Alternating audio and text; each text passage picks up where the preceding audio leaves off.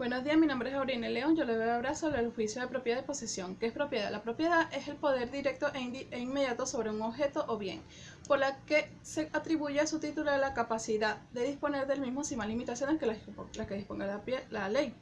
Es decir, es el dominio que un individuo tiene sobre una cosa determinada, con la que puede hacer lo que desea su voluntad. Ese es un derecho real, que implica el ejercicio de facultades jurídicas más amplias que el ordenamiento jurídico concede sobre un bien.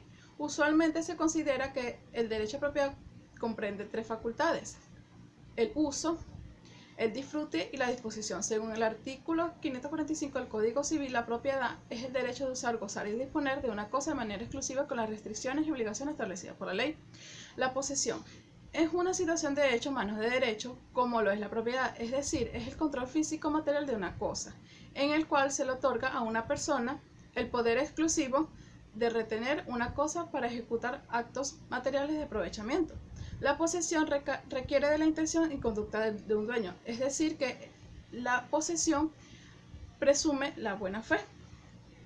Según el artículo 771 del Código Civil, la posesión es la tenencia de una cosa o el goce del derecho que ejercemos por nosotros mismos o por medio de otra persona que detiene la cosa o ejerce el derecho en nuestro nombre. El juicio de prescripción. La prescripción, según el artículo 1952 del Código Civil, es un medio adquirido de adquirir un derecho o de liberarse de una obligación por medio y bajo las condiciones determinadas por la ley. Las acciones posesorias o interdictos. Los interdictos son procesos sumarios posesorios por lo cual se definen como procesos en que no disponemos sobre la propiedad, dominio o cuasidominio de alguna cosa o derecho, sino sobre la intención o recobro de la posesión o cuasiposesión de una cosa. Son juicios sumarios. También se puede decir que son juicios provisionales, ya que su tramitación es más sencilla y breve que la de un juicio ordinario, y se detienen provisionalmente porque en las tenencias que en ellos recaen, aunque tienen de carácter definitivo, son dentro del interdicto, no produce una excesión de cosas juzgadas. ¿Quiénes pueden intentar las acciones posesorias? De conformidad con el artículo 1810, las que pueden intentar acciones posesorias son: A. El propietario o poseedor de un con título de la cosa. B. El arrendatario. C. El usufructario. D. El usuario y el que tiene derecho a habitación. E. El acreedor. F. Los sucesores universales particulares. Y G. El comunero. De conformidad con los artículos 1722 y 1723, podemos decir que, al igual que todas las personas son hábiles para poseer, con tal de que tenga razón asimismo de ellas, podrán intentar las acciones posesorias, incluso los que no tengan razón por medio de su representante. Todos ellos son hábiles para intentar las acciones o excesiones posesorias, dirigidas a conservar y recuperar el goce de sus respectivos derechos, aun contra el propietario mismo. Sin embargo, diferenciaremos que los sujetos citados en los puntos B al G son meros tenedores de la cosa, y si bien pueden intentar las acciones posesorias, las sentencias que contra ellos se dicten no afectan los derechos de la posesión del legítimo propietario. La legitimación activa y pasiva.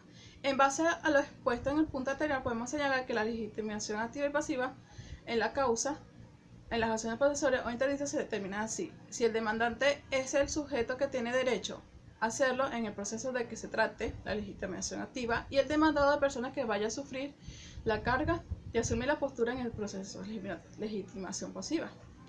Las sentencias dictadas en las acciones posesorias. Como se ha dejado indicar, las acciones posesorias están encaminadas a conservación y recuperación de la posesión como un derecho puro y simple, no al dominio, por lo que la sentencia interdictal no pasa en cosa juzgada material en lo que se refiere a la propiedad o dominio. Interdicto de amparo. Está señalado en el Código Civil en el artículo 782 y en el Código de Procedimiento Civil en el artículo 716, que se refiere concretamente a la perturbación de que pueda ser el objeto poseedor. Esto procede en el siguiente caso: en el que se encontrare por más de un año en la posesión legítima de un inmueble, de un derecho real o de una universalidad de mueble, es perturbado en ella, puede dentro del año a contar desde la perturbación, puede pedir que se le mantenga en dicha posesión. El poseedor precario puede intentar esta acción en nombre o en interés del que posee. Características del interdicto. 1.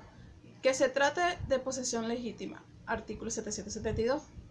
Continúa cuando el poseedor no ha dejado de ejercer voluntariamente, de modo sucesivo y constante, los derechos. No interrumpida cuando ninguna causa extrañada lo ha obligado a abandonarla. Pacífica, que revela las intenciones del poseedor, que se debe intentar dentro del año. Que se trate de un mueble, de un derecho real, no se da en la hipoteca porque esta es accesoria a un crédito principal. Que se trata de perturbación, la jurisprudencia dice que es todo hecho efectivo, arbitrario y deliberado efectuado para desconocer la posesión del querellante y que debe ser contraria a su voluntad. El querellante debe tener una posesión por más de un año. El procedimiento del interdicto de amparo. Este se encuentra señalado en el artículo 700 del Código de Procedimiento Civil. Este artículo cita, en el caso del artículo 182 del Código Civil, el interesado demostrará ante el juez las ocurrencias de la perturbación y, encontrando el juez suficiente la prueba o prueba promovida, decretará el amparo a la posesión del querellante, practicando todas las medidas y diligencias que aseguran el cumplimiento de su decreto. En el artículo 701 del Código de Procedimiento Civil se refiere a los interdictos de amparo y despojo. Practicada la destitución o el secuestro o en las medidas que asegura el amparo según el caso, el juez ordenará la citación del querellado y practicará la causa quedará abierta a prueba por 10 días. Esta sentencia será apelable en solo un efecto, pero el tribunal remitirá al superior el expediente completo de las actuaciones. El juez será responsable de los daños y perjuicios que cause por su demora de dictar la sentencia prevista en este artículo. Interdicto de despojo. Este está establecido en el artículo 699 del Código de Procedimiento Civil.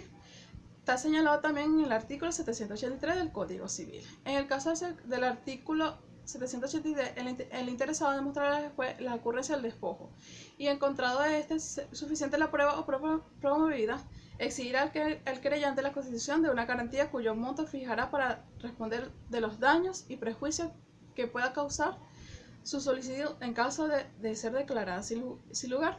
Si el querellante manifiesta no estar dispuesto a constituir la garantía, el juez solamente decretará el secuestro de la cosa o el derecho de objeto de posesión.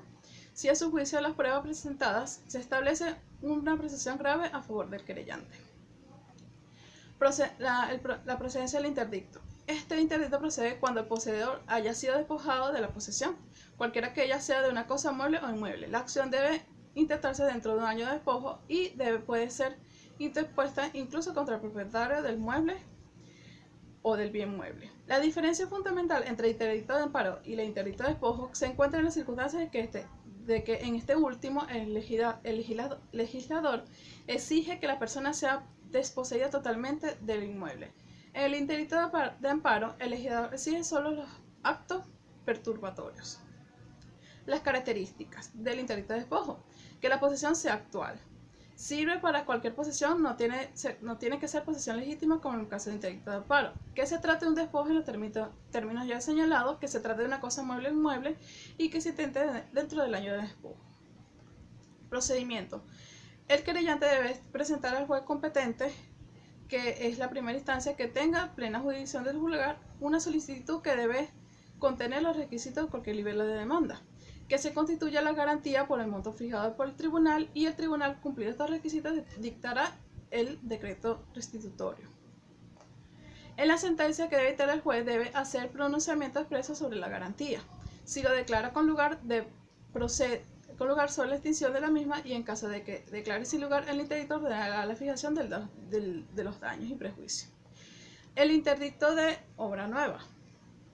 La ley dispone que quien tenga razón para temer que una obra nueva emprendida por otro, sea en su propio suelo, sea un suelo ajeno, cause perjuicio a un mueble o a un derecho real o a otro objeto poseído por él, puede denunciar al juez la obra nueva, con tal de que ésta sea terminada y de que no haya transcurrido un año desde el principio.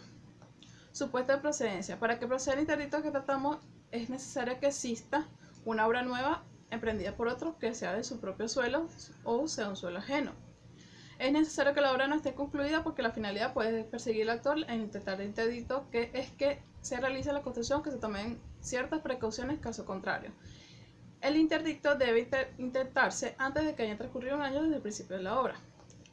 El interdicto de daño temido o de obra vieja.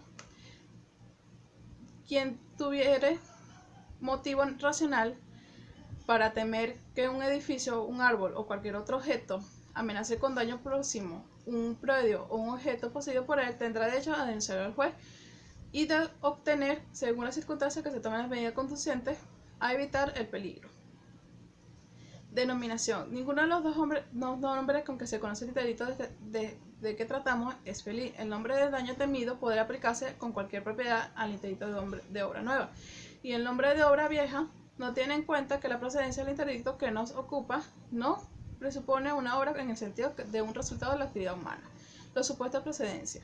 Es necesario que exista un temor racional de que un edificio, árbol u objeto amenace con causar un daño próximo. El objeto amenazado puede ser un predio u otro objeto expresión de que debe interponerse en toda amplitud literal. Obsérvese que este interdicto no está sometido a ningún plazo de caducidad. Esta es toda mi exposición. Muchas gracias.